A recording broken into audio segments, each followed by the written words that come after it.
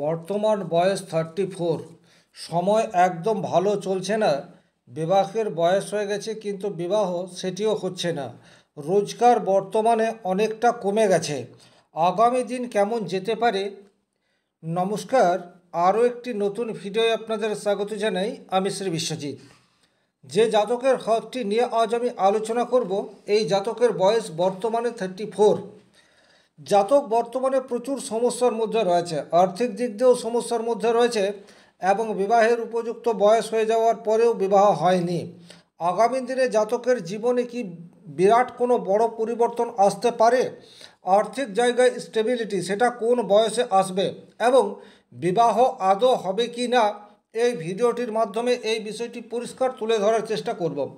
যারা ভিডিওটি দেখতে শুরু করেছেন নিজের হাতের সাথে মেলাতে থাকবেন এবং আমি যে কথাগুলি বলছি আপনার জীবনের সাথে কতটা ম্যাচ করছে অবশ্যই কমেন্ট বক্সে লিখে জানিয়ে দেবেন। চলে আসছি মূল আলোচনায়। যে খাতটি দেখতে পাওয়া যায় এই খাতটি পৃথ্বীতত্ত্ব এবং জল তত্ত্বের সংমিশ্রণ রয়েছে এই খাতটির মাধ্যমে।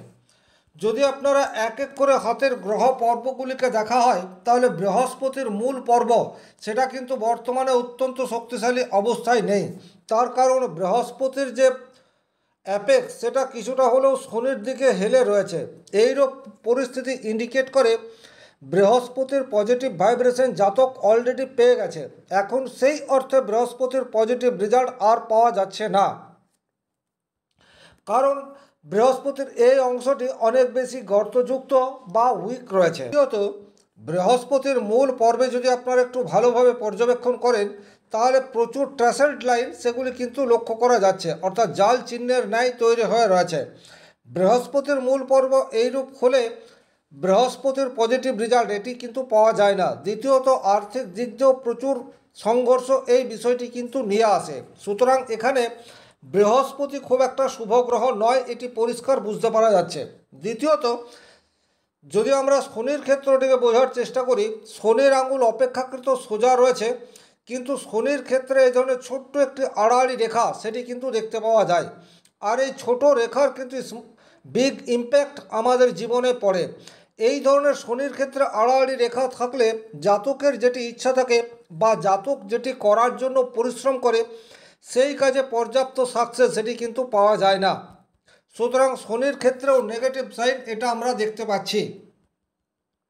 তবে শনির ক্ষেত্রে যে সিম্বলটি তৈরি হয়ে রয়েছে এটা খুব বেশি প্রমিনেন্ট নয়। সুতরাং শনিদেবের সঠিক প্রতিকার করলে জাতক কিন্তু এই রেখাটিকে রিমুভ করতে পারে বা শনি মহারাজের কুপ্রভাব থেকে নিজেকে সেভ করে নিতেই পারে। যদি আমরা রবির ক্ষেত্রটিকে বিচার করি, রবির ক্ষেত্র থেকে মান, যশ, খ্যাতি এবং কর্ম এই বিষয়গুলির বিচার হয়ে থাকে।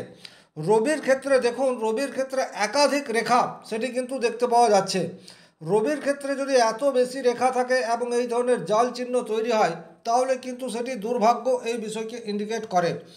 নিজের কর্মের দ্বারা সম্মানহানি এই বিষয়টির ইন্ডিকেট, সেটাও কিন্তু রবির ক্ষেত্রে এই ধরনের জাল চিহ্ন তৈরি হলে দেখতে পাওয়া যায়।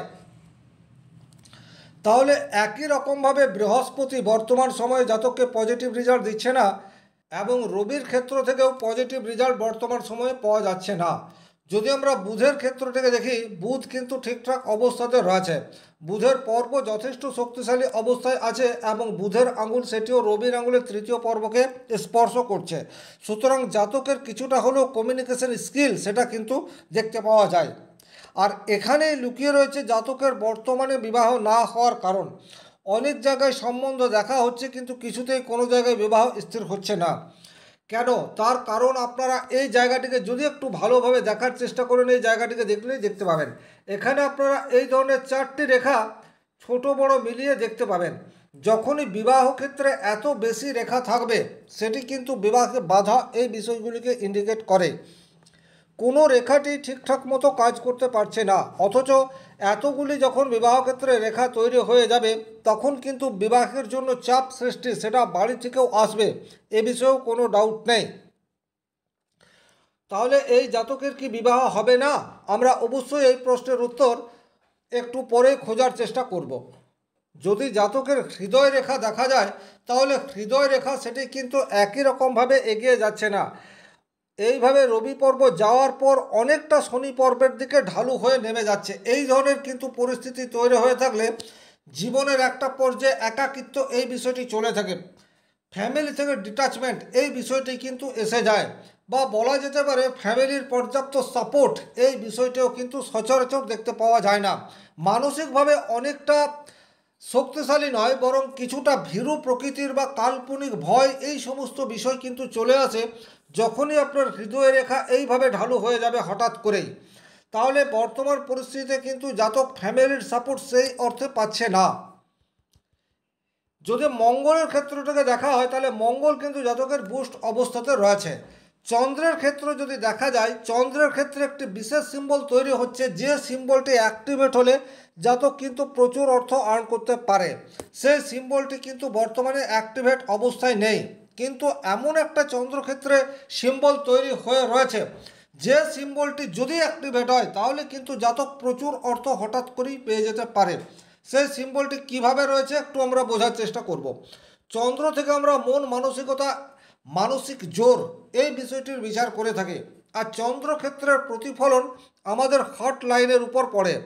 তাহলে হার্ট লাইন যদি দেখা যায় তাহলে কিছুটা হলেও উইক সেটা দেখতে পাওয়া যায়, কিন্তু জাতকের চন্দ্রক্ষেত্র সেটা উইক নয়।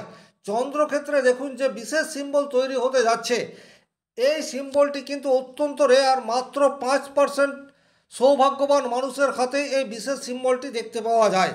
কি সেই সিম্বল? দেখুন চন্দ্রক্ষেত্রে একটি প্রমিনেন্ট ফিশ সাইন হওয়ার দিকে এগিয়ে যাচ্ছে।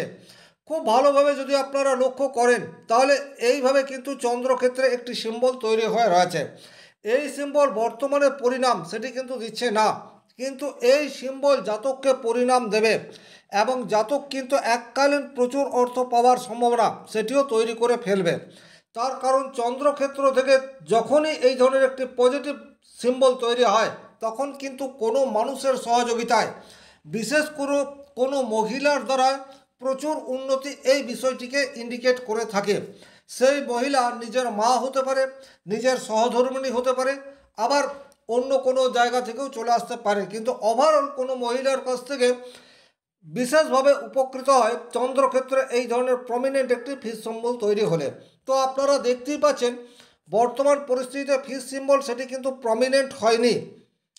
এইরূপ পরিস্থিতি বর্তমানে তৈরি হয়ে রয়েছে, তারপর এই জায়গায় কিছুটা আপঝাপঝা হয়ে এইভাবে চলে আসছে।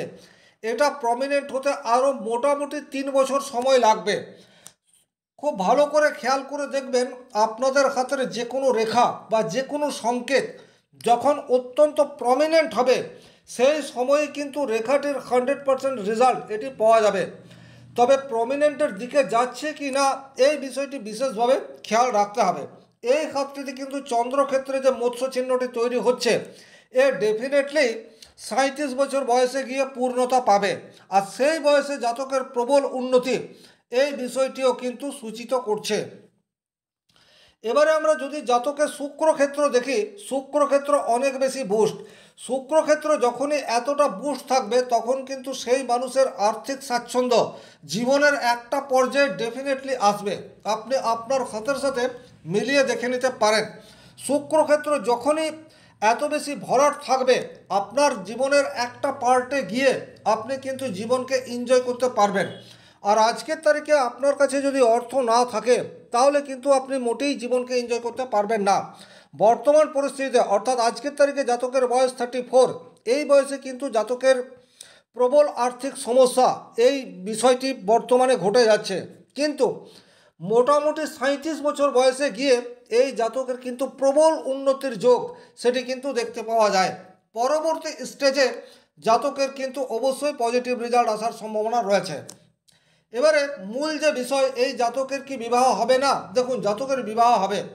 শুক্র এবং মঙ্গল এই দুটি গ্রহ হচ্ছে বিবাহের কারক গ্রহ।